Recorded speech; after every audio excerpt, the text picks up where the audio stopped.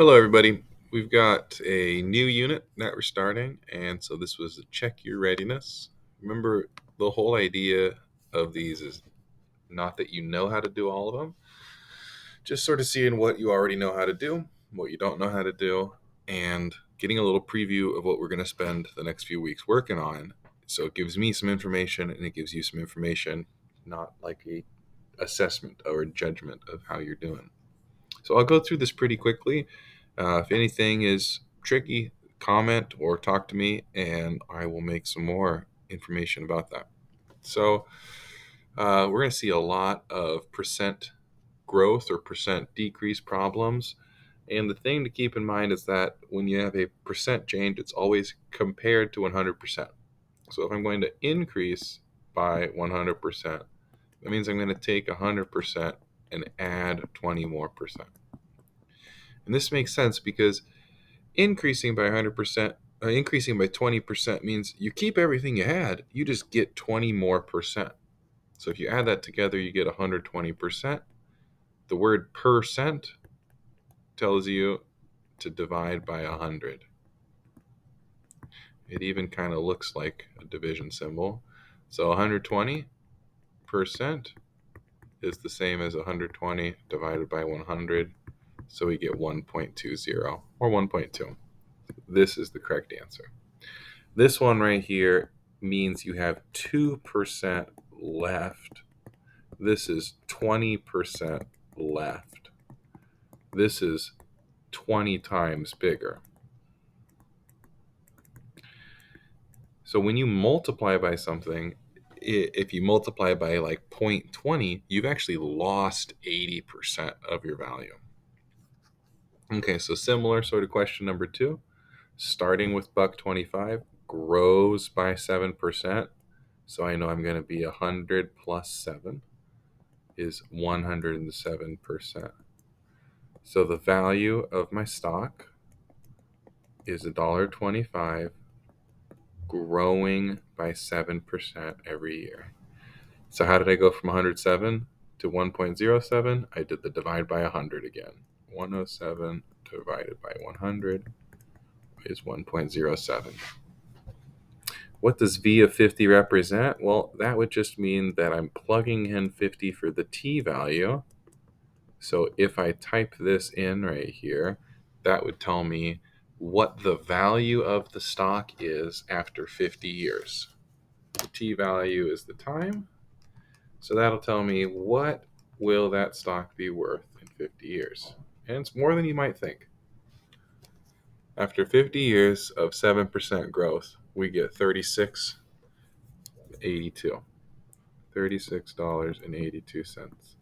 So if you think about that, dividing that by 1.25, that is 29 times more, almost 30 times as much.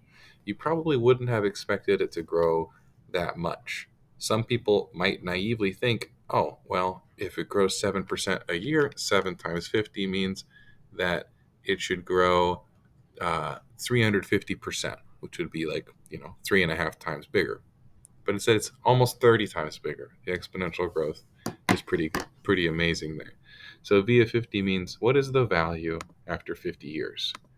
This problem starts in 1940, so that would put us at 1990.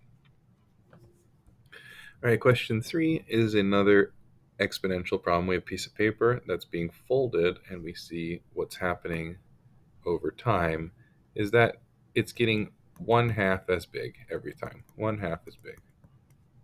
The original area of the paper would be when there's 0 folds in it, and that would be 280. And I got that by just going backwards. Backwards of dividing in half is multiplying by 2. So 180 times 2 is 280. This means that the total area is 280, and it gets half as big every time. Now I saw a couple other options of ways to write this. You could say that the area after n folds is 280 divided by 2 to the n. Or if you want to use one of our exponent properties we've worked on, it's 280 times 2 raised to the negative n. A negative exponent is just going to divide, whereas a positive would multiply. You maybe haven't done compound interest before, like number 5. We have $2,000. 6% annual interest, but it's compounded monthly. Basically, what that means is they don't pay you the whole 6% all at once. They pay you a twelfth of that 6% every month.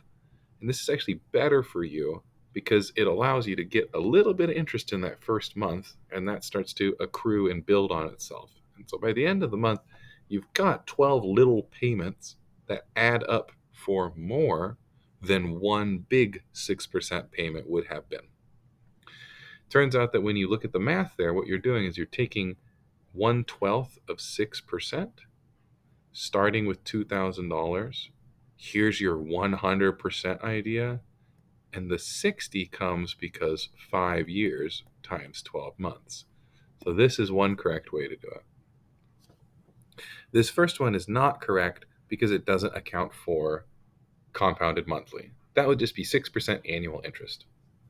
This second one right here would be a really great interest rate. If you did plus 6 over 12 there, that means you got 600% interest. That's pretty sweet. But it only happened 5 times, which would actually only be 5 months down the road. So it still turns out to be pretty nice.